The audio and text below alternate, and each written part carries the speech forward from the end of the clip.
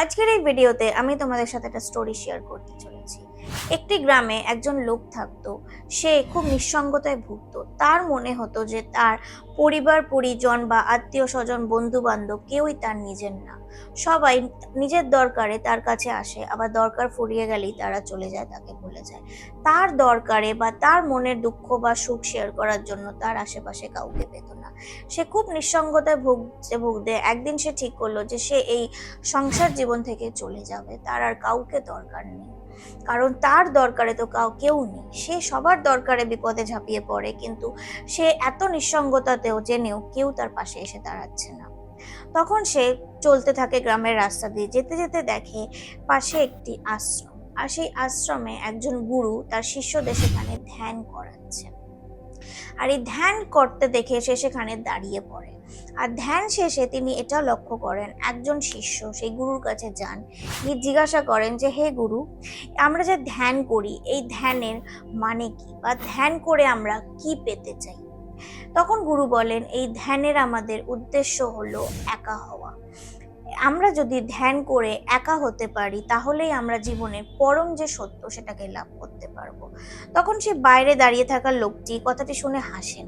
গিয়ে তখন গুরুকে বলেন যে গুরু, আপনি যে বললেন আমরা ধ্যান করে একা হই, তাহলে তো আমি আগে থেকেই সেই পরম সত্য লাভ করে আছি, কারণ আমি তো পুরো একা। আমার তো কেউ নেই এখানে, এই জীবনে আমি পুরোপুরি একা। সবাই ধ্যান করে একা হয়, কিন্তু আমি তো এমনিতেই একা। তখন গুরু হাসলেন। গুরু বললেন, তুমি কি চাও বলো।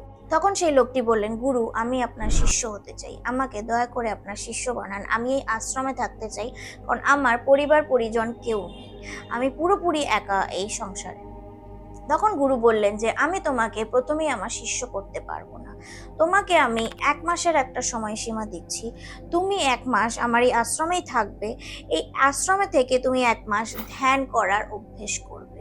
আর এই 1 মাস পর তুমি যদি ধ্যান করার অভ্যেস করে উঠতে পারো, তবেই তুমি আমার শিষ্য হতে পারবে, না হলে আমি তোমাকে শিষ্য করতে পারবো না। তখন লোকটি সেই শর্তে রাজি হয়ে যায়। কিন্তু গুরু বললেন তাকে সাথে এটাও, যে তুমি কিন্তু এখানে একাই থাকবে, তুমি বাকি যাদের নিয়ে এসছো তাদেরকে নিয়ে তুমি যাবে না ভেতরে। তখন সেই লোকটি বলল, আমার সাথে কে আছে, আমি তো এখানে একাই এসছি, আমি তো একা বলেই আমি আশ্রমে এসছি। তখন গুরু বললেন, তুমি একা না, তুমি তোমার পরিবার পরিজন বন্ধু বান্ধব সবাইকে নিয়ে এসছো, তাদেরকে তুমি বলো বাইরে থাকতে, কারণ আমি তোমাকে শুধু একাই এখানে আমার শিষ্য করার জন্য থাকতে দিতে পারি। তখন সেই লোকটি অবাক হয়ে যায়। কিন্তু গুরু বলেন, ঠিক আছে, তুমি আজকে যাও, বিশ্রাম করো, কাল থেকে তোমার সেই শর্ত মতো তোমার ধ্যান করার অভ্যেস শুরু হবে, কাল সকাল থেকে। এবার পরদিন সকালে সেই শিষ্যটি ধ্যানে বসেন। গুরু গিয়ে দেখেন শিষ্য সেখানে ধ্যান করছে, কিন্তু অনেকক্ষণ ধ্যান করার পর সেই শিষ্যটি শরীরের মধ্যে অস্থিরতা চলে আসে। সে সেখানে বসে থাকতে পারছেন না, তার পা দুটো অবশ হয়ে যাচ্ছে। তখন গুরু তাকে বলেন যে জোর করে শরীরকে কষ্ট দিয়ে তোমার এখানে বসে থাকতে হবে না, তুমি যেটুকু পারছো তুমি সেটুকু ধ্যান করো, আবার তুমি কিছুটা টাইম ব্রেক নাও, কিছুটা হাঁটাচলা করো, আবার তুমি ধ্যানে বসতে পারো, এভাবে তুমি করতে পারো। শরীরকে কষ্ট দিলে আমরা কখনোই ধ্যানে মনোযোগ দিতে পারবো না। তো শিষ্যটি সেই অনুযায়ী আবার ধ্যান করতে স্টার্ট করে একটু হাঁটা চলার পর। এইভাবে তার প্রথম দিন কেটে যায়। দ্বিতীয় দিন শিষ্যটি সেখানে আবার ধ্যান করতে বসে, আর কিছুক্ষণ পর গুরু সেখানে আসেন। এসে দেখেন যে সে ঠিক মতো ধ্যান করতে পারছে না, সে কিছুতেই মনোযোগ দিতে পারছে না। তখন সেই গুরু তাকে বলেন যে তুমি এখানে কেন এতজনকে ডেকে এনেছো, তুমি এখানে এতজনকে ডেকে আনলে তুমি ধ্যানে তো মন দিতে পারবে না। তখন সে বলে যে আমার এখানে কোথায় কেউ আছে। তখন বলেন, তুমি এখানে অনেকজনকে নিয়ে এসছো, কাল থেকে যেন তুমি এখানে কাউকে না নিয়ে আসো। তখন শিষ্যটি বলেন যে গুরুদেব, আমার একটি প্রশ্ন আছে আপনাকে, আমি কি করতে পারি? তখন গুরুদেব বলেন, হ্যাঁ করো। তখন তিনি জিজ্ঞেস করেন, যদি শুধু চোখ বন্ধ করে বসাটাই ধ্যান হয়, তাহলে এটা তো সবাই করতে পারবে, আমিও এটা 30 দিন করতে পারবো, তাহলে কি এটাই শুধু ধ্যান? তখন গুরু তাকে বলেন যে না, এটা শুধু ধ্যান না। ধ্যান মানে আমরা চোখ বন্ধ করে বসে বাস্তবে ঘটে যাবে এমন কোনো জিনিসের প্রতি ফোকাস করা। সেটা কোনো আওয়াজ হতে পারে, সেটা আমাদের নিঃশ্বাস হতে পারে, সেটা কিছু যেটা কন্টিনিউ হবে, আমরা শুধু সেটাতেই ফোকাস করব। যেমন ঘড়ির আওয়াজ হতে পারে, সেটা আওয়াজের মধ্যে, বা বেশি ভালো হয় যদি তুমি তোমার নিঃশ্বাসের প্রতি ফোকাস করতে পারো। এই বলে গুরুদেব সেখান থেকে চলে যান। তৃতীয় দিন তিনি আবার আসেন, এসে দেখেন শিষ্য সেখানে ধ্যান করছেন। তিনি শিষ্যকে ধ্যান করতে দেখে তার ভালো লাগে। তারপর শিষ্যটি ধ্যান থেকে ওঠেন। ওঠার পর গুরুদেব আবার তাকে বলেন যে তুমি আজকে একটু তো ধ্যান করলে ঠিক আছে, কিন্তু তুমি আবার কেন এতজনকে নিয়ে এসছো? তুমি এখানে নিজে শান্তি পেতে এসছো নাকি লোককে অশান্ত করতে এসছো? তখন শিষ্যটি খুব অবাক হয়ে যায় যে কি হয়েছে, গুরুদেব এরম কেন বলছেন, আমি তো এখানে একাই আছি। তখন তিনি গুরুদেবকে বলেন, গুরুদেব আমি তো এখানে একাই এসেছি, আমি এখানে একাই আছি, আপনি কোথায় কাউকে দেখতে পাচ্ছেন? আমি এখানে তো নিজে শান্তি পেতে এসেছি, আমি কেন কাউকে অশান্ত করতে আসবো? গুরুদেব বলেন, ঠিক আছে তুমি আজকে ধ্যান করো, কাল থেকে তুমি কিন্তু শুধু একা আসবে, আর কাউকে নিয়ে আসবে না। তখন শিষ্যটি বলেন যে গুরুদেব আমি আপনাকে আরেকটা প্রশ্ন করতে চাই। গুরুদেব বলেন, করো। তখন তিনি প্রশ্ন করেন যে আমি চেষ্টা করছি যে আমার নিঃশ্বাসের প্রতি ফোকাস করতে, কিন্তু আমি পুরোপুরি ফোকাস করতে পারছি না, আমার মাথায় বিভিন্ন ধরনের চিন্তা আসছে, বিভিন্ন ধরনের ঘটনা আসছে, তো আমি কি করব? এই প্রশ্নটি শুনে গুরুদেব তাকে কিছু উত্তর না দিয়ে সেখান থেকে চলে গেলেন। তারপর চতুর্থ দিন সে আবার সকালবেলা ধ্যানে বসেন। গুরুদেব এসে তাকে বলেন যে এখানে তোমার একা আসার কথা ছিল, তুমি এতজনকে নিয়ে এসে এখানে এত আওয়াজ করলে, এত কথা বললে, এখানে বাকিরা কেউ ধ্যান করতে পারবে না। তখন সেই লোকটি কিছুটা অবাক হলো যে গুরুদেব কি পাগল হয়ে গেছেন, কোথায় তিনি লোক দেখতে পাচ্ছেন। তিনি গুরুদেবকে বলেন, গুরুদেব এখানে কেউ নেই, এখানে আমি একা আছি, আর গুরুদেব আমি একাই এখানে রোজ আসি। গুরুদেব বলেন, ঠিক আছে ঠিক আছে, তুমি ধ্যান করো। তখন তিনি বলেন, গুরুদেব আমার আরেকটা প্রশ্ন আছে। তখন গুরুদেব বললেন যে হ্যাঁ বলো। বলছে আমি যখন ধ্যান করতে বসছি, আমি তখন হয়তো কিছুটা আমার ভাবনার প্রতি নিয়ন্ত্রণ আনতে পেরেছি, আমি আমার নিঃশ্বাসে বেশি ফোকাস করতে পারছি, কিন্তু এই নিঃশ্বাসে ফোকাস করে ধ্যান করতে করতে আমি ঘুমিয়ে পড়ছি, আর ঘুমিয়ে পড়লে আমার ধ্যানটা সেখানে ভঙ্গ হয়ে যাচ্ছে, আমি আর ধ্যান করতে পারছি না। গুরুদেব শুধু সেখানে বললেন, এটা ভালো তো, এটা ক্ষতি কি আছে, বলে তিনি চলে গেলেন। সেই শিষ্যটি তখন আবার অবাক হলেন। তারপর কিছুদিন এভাবে চলতে থাকে। তারপর কিছুদিন পর গুরুদেব আবার সেই শিষ্যটি ধ্যান করার সময় আসেন। শিষ্যটি তখন ধ্যান করার পর গুরুদেবকে বলেন যে গুরুদেব আমি এখন অনেকটা আমার ঘুমের প্রতি নিয়ন্ত্রণ আনতে পেরেছি, আমি এখন অনেকটা আমার ধ্যান করতে পারছি, কিন্তু তাও আমার মাথায় বিভিন্ন ধরনের ভাবনা চলে আসছে, বিভিন্ন ধরনের থটস চলে আসছে। তখন গুরুদেব তাকে একটা লাঠি নিয়ে এসে আসেন এবং বলেন যে আমি তোমার ধ্যানের কথা পরে শুনবো, আগে আমাকে তুমি একটা কথা বলো, তুমি কেন এত লোক নিয়ে এখানে আসছো? আজকে আমি তোমাকে শেষবারের মতো বলছি, কাল থেকে যদি তুমি কাউকেও এখানে নিয়ে আসো, আমি কিন্তু তোমাকে এখান থেকে, এই আশ্রম থেকে বের করে দেবো। লোকটি তখন কিছুটা অবাক হলেন আবার যে গুরুদেব কি সত্যি পাগল হয়ে গেছেন, আমি কোথায় কাউকে নিয়ে আসি? তিনি চারপাশে তাকালেন, বলেন গুরুদেব এমন কি যেটা আপনি দেখতে পাচ্ছেন আমি দেখতে পাচ্ছি না, আমি তো কাউকে এখানে দেখতে পাচ্ছি না।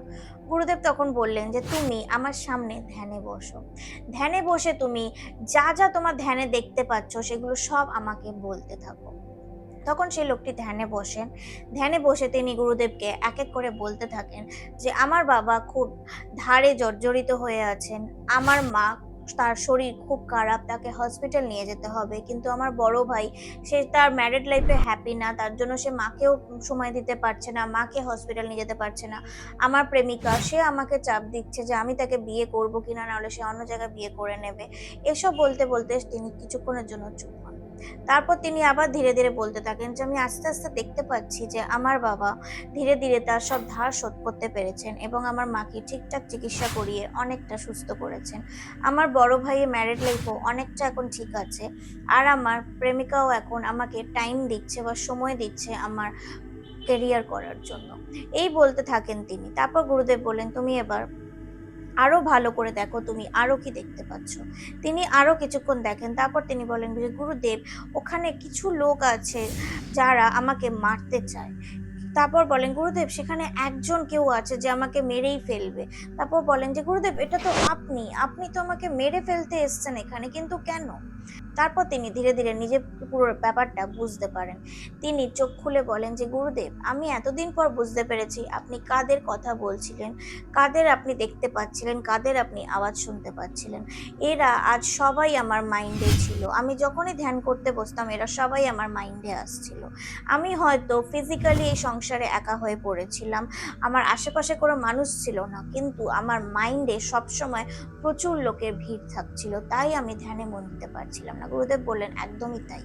তুমি এখানে যখন এসছিলে তুমি হয়তো ভাবছিলে তুমি সেই সংসার ছেড়ে এখানে চলে এসছো, তোমার সাথে তুমি কাউকে নিয়ে আসোনি, কিন্তু না, তুমি তোমার মনের মধ্যে করে সবাইকে নিয়ে এসেছিলে। তুমি তোমার মনের মধ্যে করে তাদের বলা বাজে কথা, তাদের করা বাজে কথা, তাদের দুঃসময় সবকিছু তুমি নিয়ে এসেছিলে। তাই তুমি হয়তো একা হয়েও একা হতে পারছিলে না। আমরা ধ্যান করে একা হব, আমি এটা বলেছিলাম, একা হব মানে এই সংসার ছেড়ে আমরা একা হব সেটা না, সব আত্মীয় স্বজন পরিবার পরিজন বন্ধু বান্ধব ছেড়ে আমরা একা কোথায় চলে যাব সেই একা না। ধ্যান করে আমরা একা হব মানে মাইন্ড থেকে আমরা একা হব, মানে আমরা নিজের ওপর কন্ট্রোল পেতে শিখবো, নিজের মাইন্ডকে নিজের কন্ট্রোলে আনতে শিখবো। আমাদের ইমোশনে কন্ট্রোল যেন আমরা কারোর ওপর না দিয়ে ফেলি। আমরা আমাদের নিজের মাইন্ডে এই কন্ট্রোলটা যখন আনতে পারবো, তখন আমাদের আশেপাশে যে যাই করুক আমাদের কিছু যায় আসবে না। তখন সেই শিষ্যটি কথাটি খুব ভালো করে বুঝতে পারেন। তখন গুরুদেব তাকে বলেন যে তুমি এবার আমার শিষ্য হতে পারো, আর তুমি যদি চাও তুমি তোমার নর্মাল লাইফে ফিরে যেতে পারো। তখন সেই শিষ্যটি বলেন যে গুরুদেব, আমি ধ্যানের আসল মানে বুঝতে পেরেছি। ধ্যান করে আমি এখন মাইন্ড থেকে যথেষ্ট স্ট্রং, আমি মাইন্ড থেকে সেই একা হতে পেরেছি যেখানে আমার আশেপাশের লোক আমাকে কোনোভাবেই আর আঘাত দিতে পারবে না।